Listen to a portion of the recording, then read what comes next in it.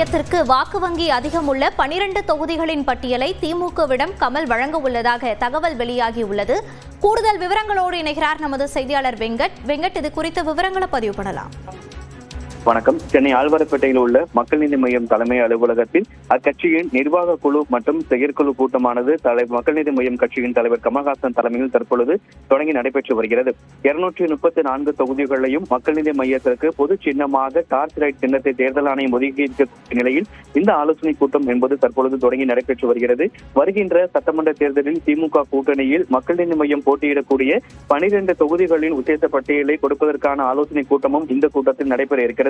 அதே போல திமுக கூட்டணியில் டார்ச் லைட் சின்னத்தில் தான் நாங்கள் போட்டியிடுவோம் என மக்கள் நீதி மையம் தலைவர் கமல்ஹாசன் உறுதியாக இருக்கக்கூடிய நிலையில அது குறித்தான ஒரு கருத்துக்களையும் நிர்வாகியிடம் அவர் கேட்க இருக்கிறார். ஏற்கனவே திமுக கூட்டணியில அதே போல எத்தனை தொகுதிகளை கேட்டு பெறுவது உள்ளிட்டவை குறித்தும் மக்கள் நீதி மைய தலைவர் கமல்ஹாசனுடைய தேர்தல் பிரச்சார வியூகங்கள் குறித்தும் இந்த கூட்டத்தில் ஆலோசிக்கப்பட இருக்கிறது.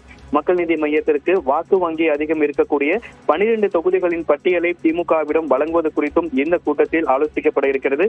குறிப்பாக நிர்வாக குழு மற்றும் செயற்குழு உறுப்பினர்கள் 37 பேர் இந்த கூட்டத்தில் பங்கேற்றிருக்கிறார்கள். இந்த கூட்டத்திற்கு பிறகாக மக்கள் நீதி மையம் கட்சியின் தலைவர் கமல்ஹாசன் செய்தியாளர்கள் சந்திக்க இருக்கிறார். இந்த நிலையில்தான் வருகின்ற சட்டமன்ற தேர்தலில் டார்ச் லைட் சின்னத்தில் போட்டியிடுவது தொடர்பாகவும் எத்தனை தொகுதிகளை கேட்டு திமுகவிடம் எத்தனை தொகுதிகளை கேட்டு பெறுவது, கமலுடைய பிரச்சார பயணம் உள்ளிட்ட பல்வேறு விஷயங்கள் குறித்து இந்த நிர்வாக மற்றும் செயற்குழு உறுப்பினர்கள் கூட்டத்தில் ஆலோசிக்கப்பட வாய்ப்பு இருப்பதாக கூறப்பட்டிருக்கிறது.